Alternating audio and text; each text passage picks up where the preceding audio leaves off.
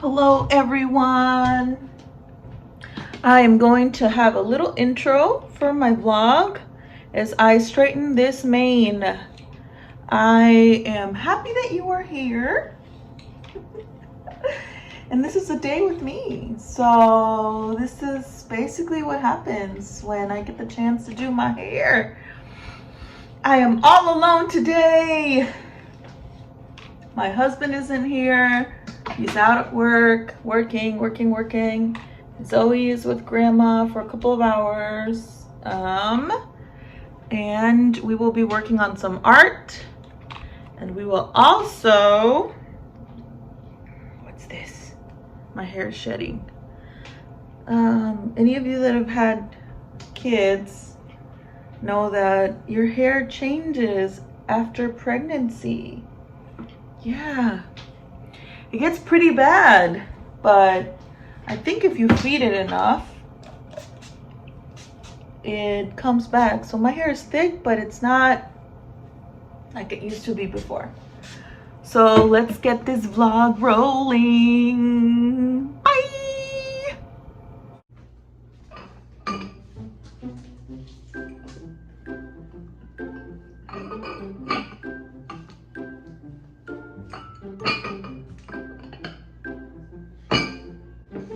Hello everyone, this is Ellie and this is a new mic, so I hope my voice is very well heard and clear, like in those fancy podcasts. Yeah, that's my intention. I really hope this works. How are you? I hope this day was peaceful for you. I hope you're sitting home or somewhere comfortable where you are able to listen to this. I'm going to have a little chat about what I have learned. And I'm also going to show you a day with me, a day starting by cleaning and prepping.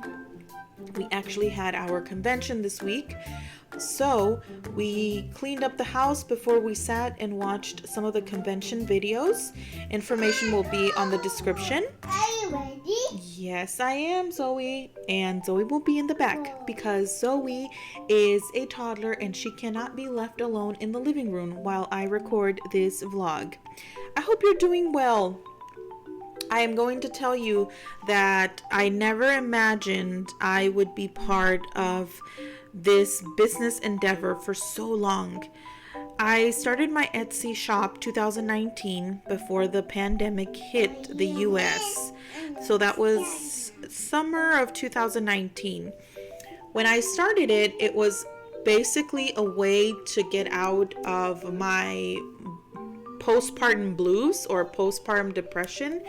And depression for me was unmotivated feelings to continue in the activities that I was doing before.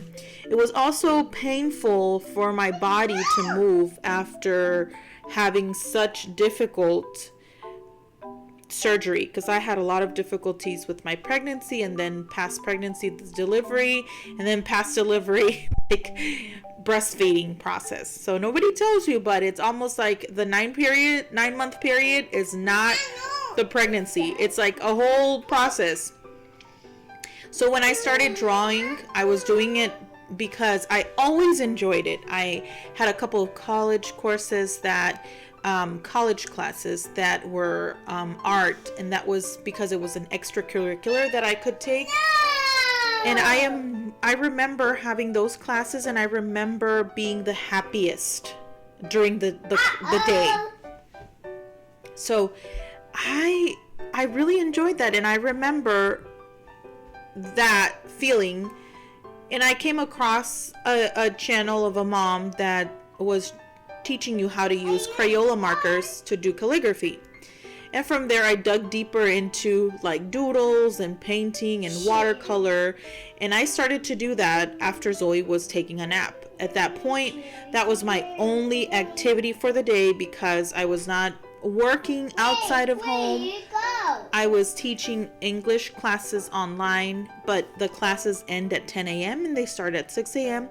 So I had practically the rest of the day. And I was not involved in any other activities other than that.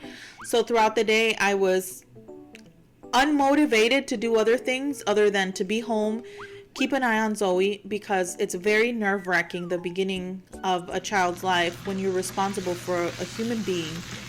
So for me, it was like, keep an eye on her, make sure she survives, make sure she's doing what babies are doing, which I had no idea if I was doing it right or not, but I was trying my best. I was just trying my best.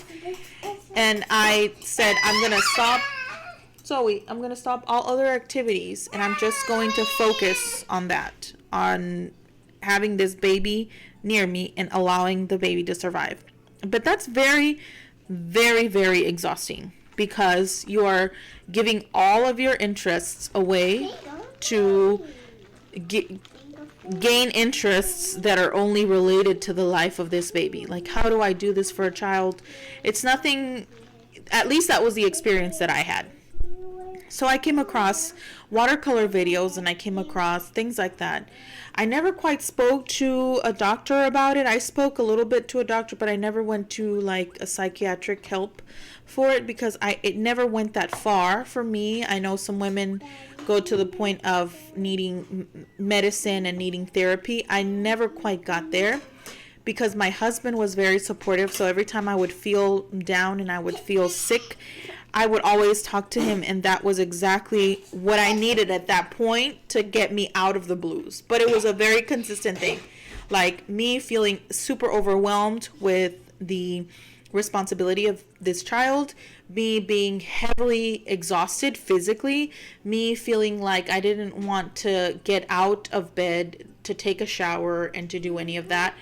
And I started to draw, because I saw that something that I was putting an effort to was coming out as quite like a really good result. It was a really good drawing, in my eyes at least.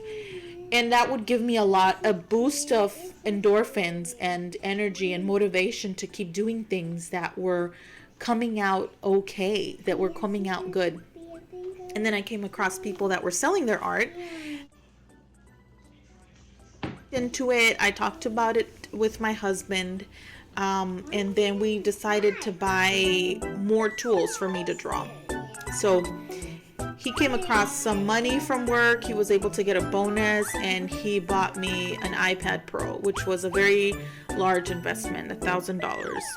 Because you have to buy the case, and we bought like the screen protector that was specifically used for drawing, a pencil that was the Apple Pencil, and everything was like, it was like rolling to the next step. And I showed my art to my friends. My friends were asking me to make pins for them for conventions that were coming up. People were asking me about selling the prints, and I thought that was so cool. Like, people are actually asking me for this stuff. Of course, your friends and family will always be the first to support you.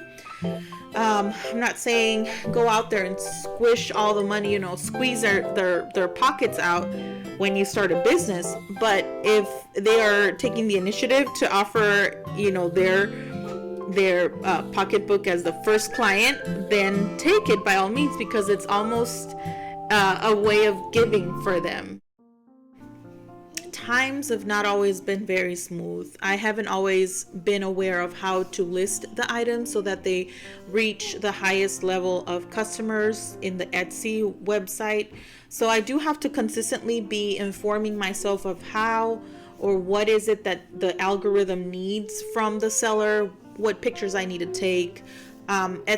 They also changed up where they offered you to put up videos of your listings, and that was something that was new to me. I still haven't been able to do a video for my listing. So if you go in the shop, you click on the images, all you can see is pictures of what you're going to purchase. I don't have a video yet, because at the same time, I think it's really hard to show a video of my item. My items are typically prints or stickers, so it's a one sheet item. So wherever I record it from, it's clearer to be seen from up front as a picture. The best way to see my objects, in my opinion, is to just physically take a picture of them. So that was one of the first challenges that I've encountered this year, because that was a change that they had. Now I'm coming into a point where I'm slightly slightly going to the side of like leaving Etsy, because Etsy is not necessarily bringing customers in for me. So the platform is made and it's intended to be a handmade shop market. I now bring in customers through my Instagram account. So if you, and also through my friends and family, people that know of me and know what I do, share it. Sometimes I get calls from people, like when I used to do logo designs, and I would get, word of mouth referrals.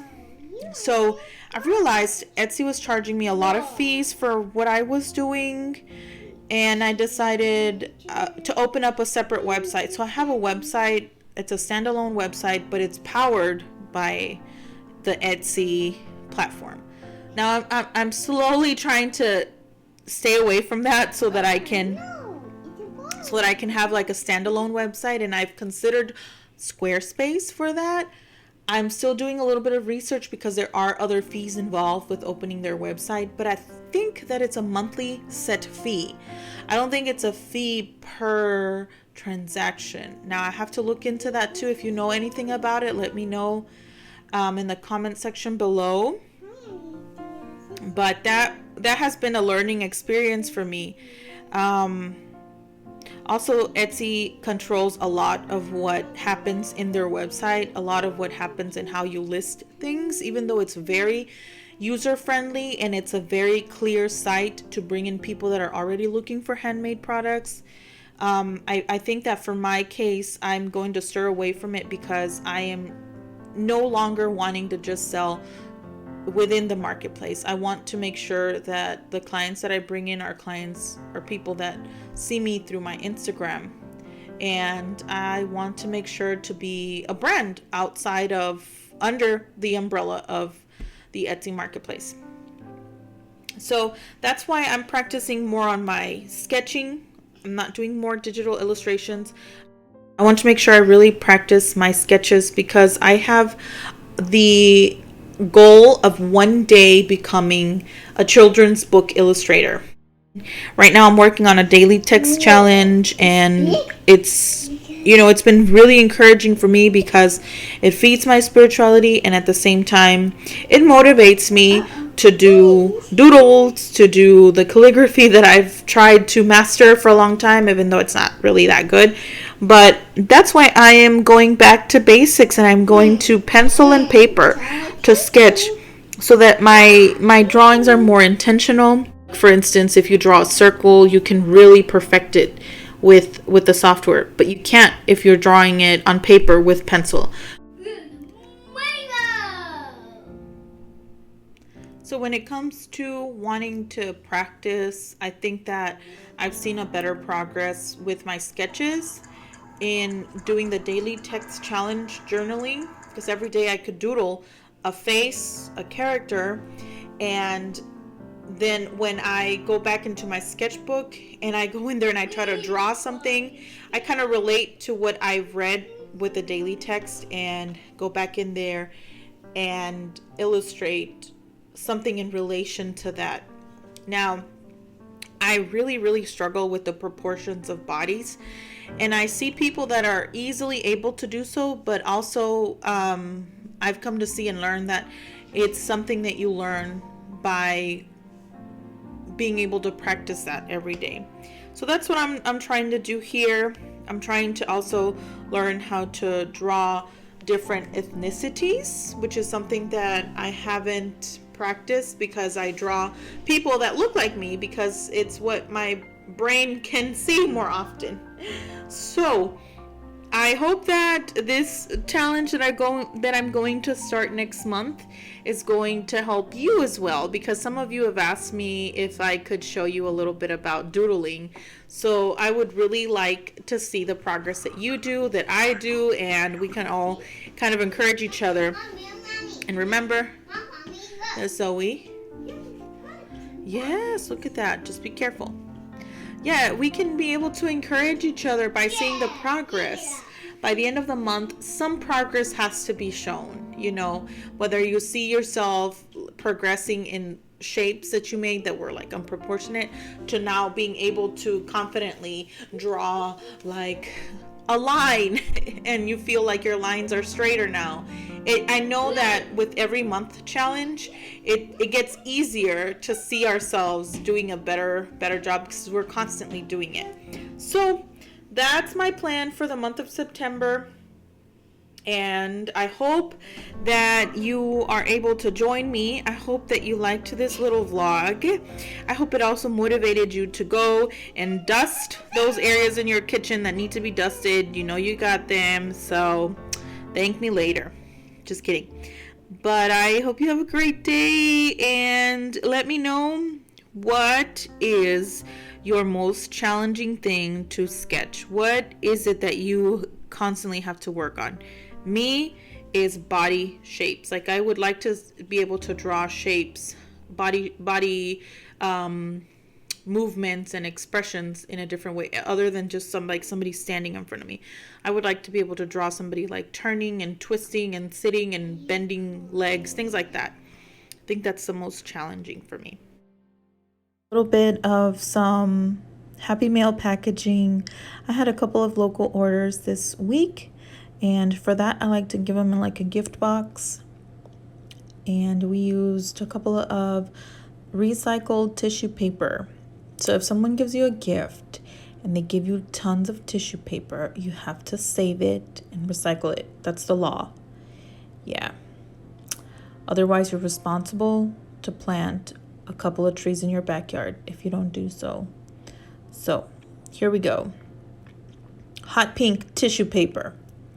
Put it in a box. Get your product.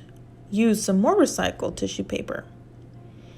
And follow the process. I am packaging some notebooks, and I'm also adding a fun little gift within it. These have been running low, so hopefully soon I'm going to restock a couple of these before I make the switch.